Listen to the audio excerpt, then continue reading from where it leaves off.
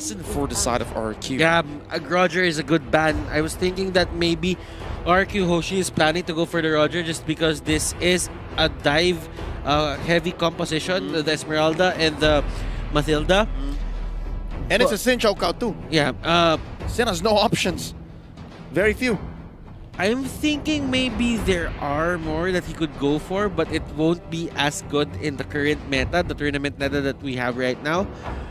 RQ Hoshi, I think Sin is gonna be forced to play a Ling, probably. Potentially. But Bren still has a ban. I would agree that, you know, Bren could shut down this Link almost straight away and force RRQ into something that takes even longer and doesn't exactly spike as nicely with the Magus, and that could just be putting him on something like a Hayabusa here. But they don't ban out the Link, they get rid of the Khalid instead. I really like that most of these games, they are actually removing the Khalid. They understand that it is really absolutely tough to take down the Khalid. Not to say that he's ultra tanky, but his sustainability is just as bad as you compare it facing off against that Esmeralda. I mean, there's a lot of speculation that could be one way. That could be one way here. But RRQ, considering that the style that they played so far, they could look to set up Harley, and it's not like we haven't seen this huge mage composition before. We saw it in the group stages against EVOS SG, and we're able to kind of defend against it. But instead, they're gonna go with the Belleric here, and hoping that that might just be enough to stop Claude in his tracks. Okay, so there's a tank. We were looking for one. No Lemon, but we'll see how this ends up on RRQ Hoshi's lineup this time. Wait, Butters, light bulb moment. we've seen this. This could be a Bruno setup for RRQ Hoshi. Oh, We've seen another version of it. No, it's almost the carbon copy, the exact same thing. They've got the components there as well, but Bren, they lock in the Farsa as well as the Sylvana, which was, I was thinking of something, but I think Butters might be onto something here. Yeah. Could it be a Bruno? Because that's the only thing that RRQ played in terms of the marksman jungle that worked. Give it to Sin, give it to Sin. It's the only one left too, if that is what they're trying to go for, if not the Harley. There's a few concerns that I have here, especially with Sin and Whisking on board. You can honestly see that the tempo that they are playing at is not exactly the same like how Lemon as well as Albert has been performing throughout the entirety of the runs on the upper bracket. And instead, our answers will be delivered by the carry here instead of the Bruno that has been speculated. But, you know, Bren Esports still having something that we've been seeing for the past few games, which is honestly looking real good. All right, my question is, while it's hot, while it's here, is this a better choice than the Bruno? Because if you're going for marksman, you better go for the one that works. You gotta go for the one that is right for the situation, and carry seems so vulnerable. I would agree in most cases, and Bruno, yes, I would argue that Bruno is even more susceptible and more volatile in comparison to the carry because his win conditions are super early and super late. There is no middle ground to that without a snowball going. Yeah. For the carry, there's some leeway to actually just go down once or twice. And you can, if you do have a good early game, you might be popping off by the time that you reach mid-game. And that's how the carry works. All right, well, given this unorthodox draft by RRQ Hoshi, everything lays on the line. Ladies and gentlemen, this is game number 4. Bren Esports looking for the elimination onto the King of Kings, RRQ Hoshi. Gentlemen, let's get it. The King of Kings here is definitely putting a lot of high stakes on this carry in hopes that if she could get really ahead, that Baxia may not be a problem in the late game phase where you can just kite them out itself. So I'm definitely getting where exactly they're going for instead of the Bruno that you did mention might not be the best of choices. Yeah, and again, your pick, your mention of oh wait, hold on, this might be a bit of an engagement. Cartesi going up forward really aggressively. The Cosmic Lance already landing, third hit, a G could no, and all of a sudden, Psycho, who isn't level 2, who really needed to be level 2 there to save their Eudora, R7, trying to salvage the situation, but back to mid. Lusty and the crew, they were fast on their fingers just to punish that risky play from Vin. Vin tried to steal the purple buff, it didn't work. it's not the greatest of plays here, but it doesn't mean RRQ is out just yet. The first bloods usually don't mean too much as long as you don't get to translate into anything. In Bren, no buffs, no steals, no wave clear, no wave clears, no invades as well. So technically, it's still just, you know, slightly ahead.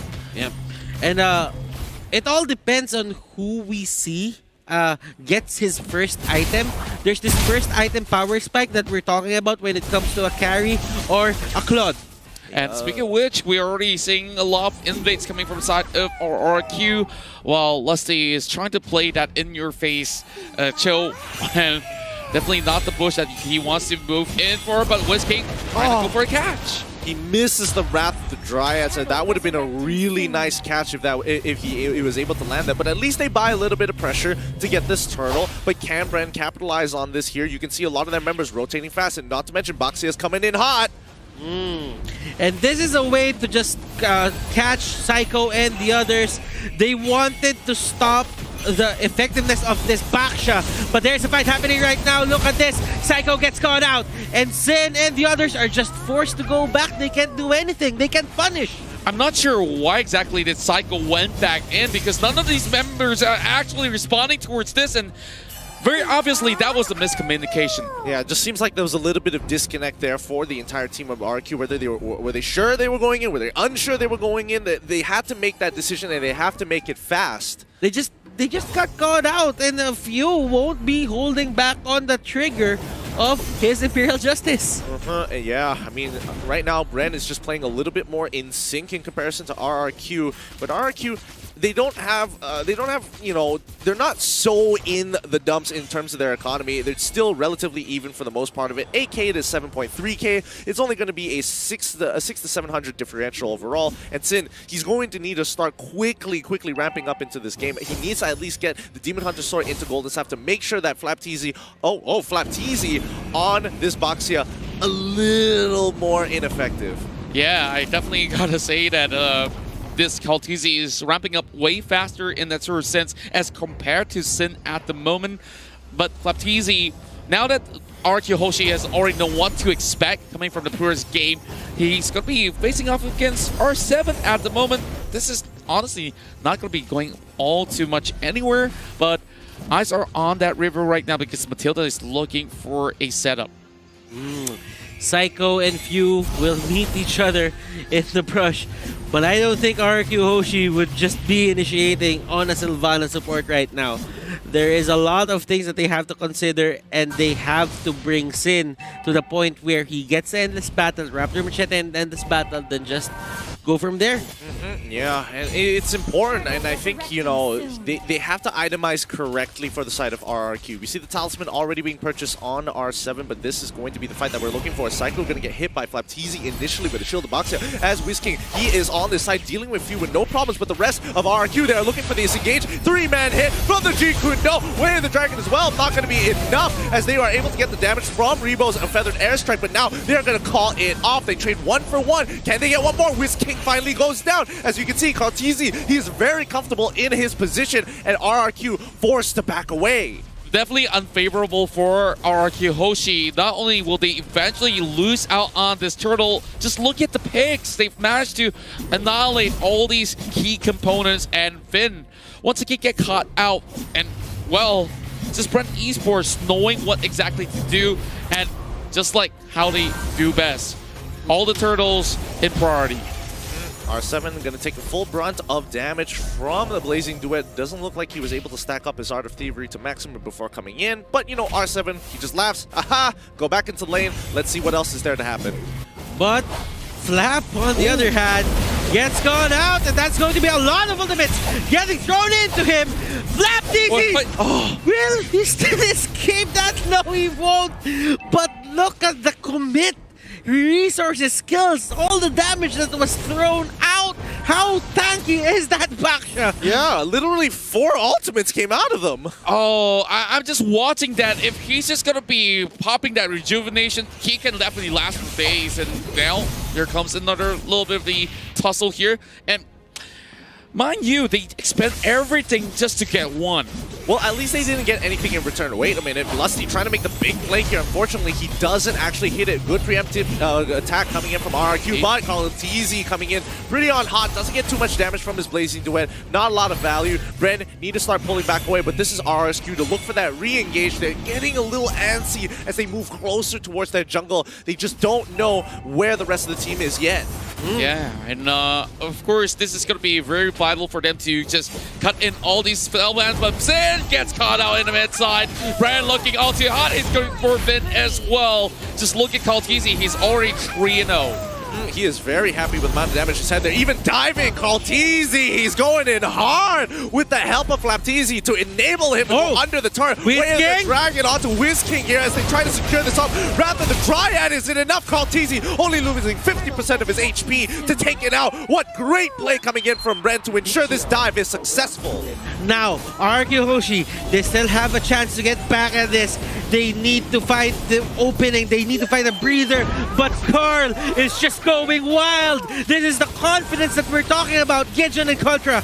Speaking of confidence, you know, they might just be the Indonesia Slayers here because they've already taken down Alter Ego and now they are finding every single way to punish RRQ Hoshi. A true test of might, but not only that, Bren, it feels like they have a lot of momentum riding behind them with a lot of their moves. It is very concise, it is very clean compared to their first two games where you can definitely see that there were a couple of misplays here and there, but overall, Bren just making the right decisions each and every time. You won't hold back on just using the Imperial Justice. He knows that he has a low cooldown time just because of the pull yourself together. He's not gonna try and conserve that as much as possible. He knows that if you catch one's ear, he is able to get a kill as well. Speaking of getting a kill here, it's gonna be Vin there and this Blazing Duet on towards RRQ, but they're putting them back as they manage to get the catch on towards Kaltizi as well as Lusty. Flaptizi eventually will fall, but look how much it's taking out of them to get this pick. Few walks away alive, but there's still Ribble at the back. Better airstrike gets one, and the Eudora goes down again. Great return kills coming in from Bren's side. They lose 3 out of great execution from RRQ. A great mechanical play, especially using the Circular Eagle to make sure that Kaltizi, Blazing Duet, I'm just going to circle around you till it's done. This is one of the things that I'm telling you about RRQ Hoshi. They can find these little openings and they can punish Bren Esports. Now, Bren Esports, they might have the lead now, but they should be careful into picking their plays. There are times where you can get to, let's say you can be overconfident, just go at him and just lose Kaltizi in the process. Item check is up right now. That is going to be Demon Hunter Sword, the Golden Staff, Rebo with the Clock of Destiny, Winter Truncheon, Lightning Truncheon rather. Few is with the Necklace of Durans. Onto the other side here, Cursed Helmet on Whiz-King, Bruce Force Breastplate on R7. Oh, there goes the fight. Oh, they're already going to begin again. Circle Eagle starting off, but R7 is going to get absolutely destroyed by this Blazing Duet coming in for a fully stacked Kaltizi here. Unfortunately, he goes backwards with Batman Image, so he can't get into the fight, but they do find another one. They're looking for the pincer. Flaptizi coming in, turn twice, Poisons as well. They've cut them out. Bren looking to cut them off as Whiz-King, trying to slow down the damage. Now Sin needs to turn this around. He's got the items finally, but unfortunately, it ain't going to be enough. His range is just a little too short.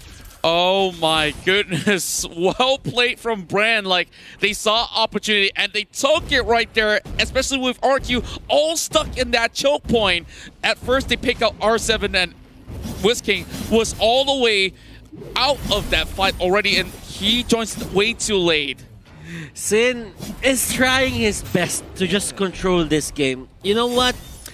He wants to get the farm, he really just wants to carry, but the thing is, Bren Esports has just a lot of control. The back is just controlling them way too much, and the Joe Psycho gets the pick off. Gets hit by way of the dragon. Sin next to fall. No, that's the worst person that wanted to die for the side of RRQ. And now R7 is on the run. They've already taken out Eudora as well. The cop is falling apart as Bren allowing them to say, hey, make a mistake. Face check me. I won't let you get away. This is definitely very punishing because this might just costed them this final run right on the lower brackets. They're already pummeling down the base. That timer is already up. Psycho is going to be coming out of the base, but Bren, they could easily go on for this Lord. Bren Now, they're clearing the side waves first. They're trying to punish, trying to take away the economy again, and RRQ are realizing they are on a ticking clock here. They don't have a lot to work with. They're running out of resources on top of everything else. But can Bren close out this game here? The Lord is now their target, and that's what they aim for. They get the extra help from the Lord. They know that they need to be safe at threading this game-ending play that they're gonna do. There are still outer turrets onto the top lane, Gideon, Contra, and as you can see, Bren Esports knows that this is only the level 1 Lord, not the Luminous Lord. Level 1 Lord or not, I mean, Bren wants to take this advantage and just really press down on the advantage even harder. And if this doesn't go well, at least at the worst, RRQ go even with Bren and it starts all over once more. But if Bren get ahead, they end the game and they take the series and they go to the grand finals. And now it's really relying on Sin so much that a lot of all these Athena shields have already been purchased. There's going to be more magic resistance coming in towards this late phase. Yep, they're going to be clearing off the Lord over the mid side, but Bren going for the dive!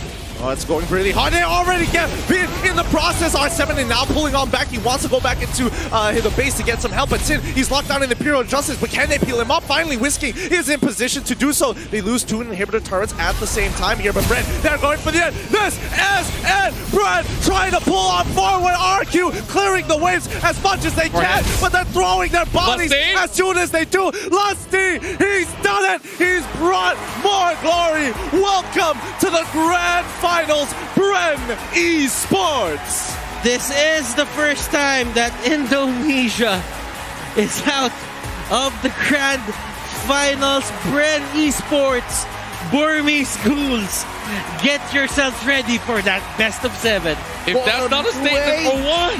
What a new age the Indonesians have to step down. Contra, you were saying, you were asking a question? This is history in the making. We are definitely seeing this trophy going onto a new nation. And wow. Confirmed, at least. At least. You can't see this right now, but Ducky's off screen jumping up and down. He is so proud of his boys. And I can only...